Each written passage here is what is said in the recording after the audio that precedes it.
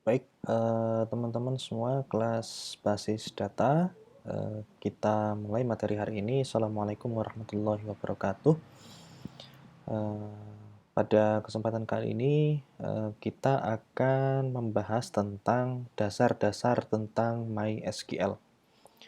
Setelah kemarin sebelumnya, kita telah mempelajari tentang konsep dan implementasi bagaimana kita mendesain sebuah database yang baik dan benar menggunakan pendekatan-pendekatan mulai dari ERD, kemudian ada JDM, PDM, dan pendekatan-pendekatan lainnya termasuk normalisasi.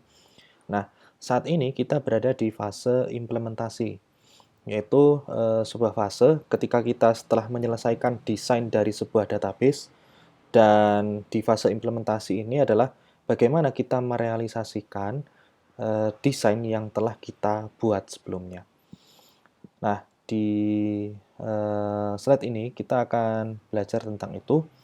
Yang pertama adalah pengenalan tentang MySQL. Apa sih MySQL?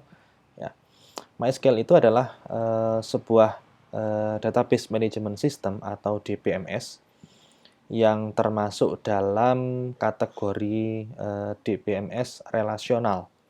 Artinya, database yang digunakan di MySQL adalah database relasional.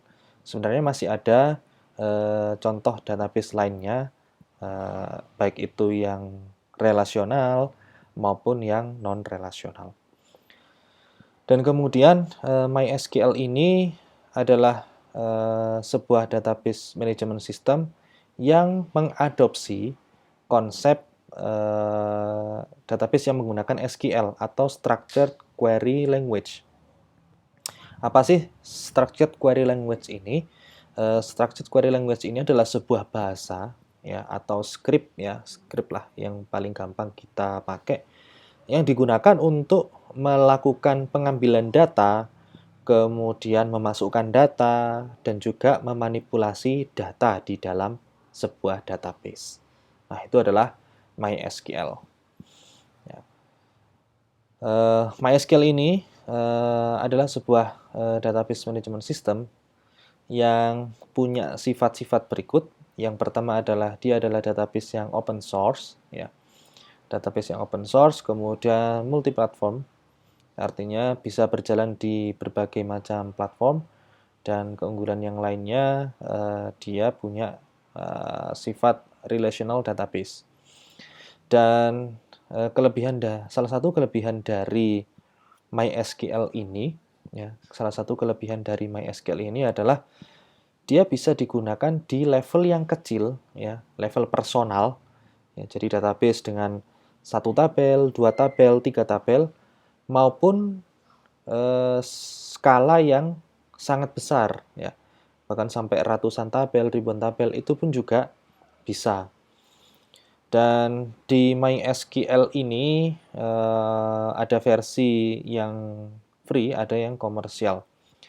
Nah, dalam perkembangannya untuk MySQL ini di sekian tahun terakhir ini, beberapa tahun terakhir ini, entah mungkin nggak sampai 10 tahun inilah, MySQL ini terus kemudian nggak tahu ada gonjang-ganjing apa di dalamnya. Terus kabarnya kemudian di developernya MySQL ini mereka keluar terus kemudian membuat satu database management system juga yang namanya MariaDB.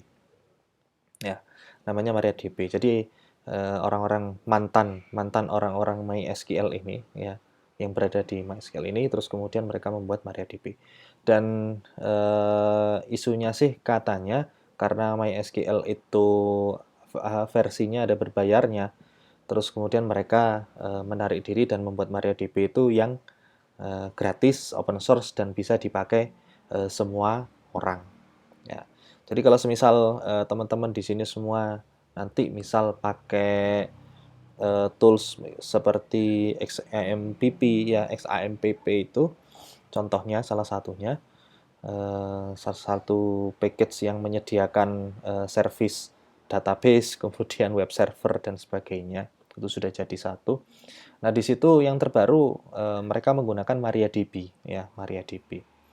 Ya. Tapi secara penggunaan, secara konsep dan implementasi semua insya Allah sama.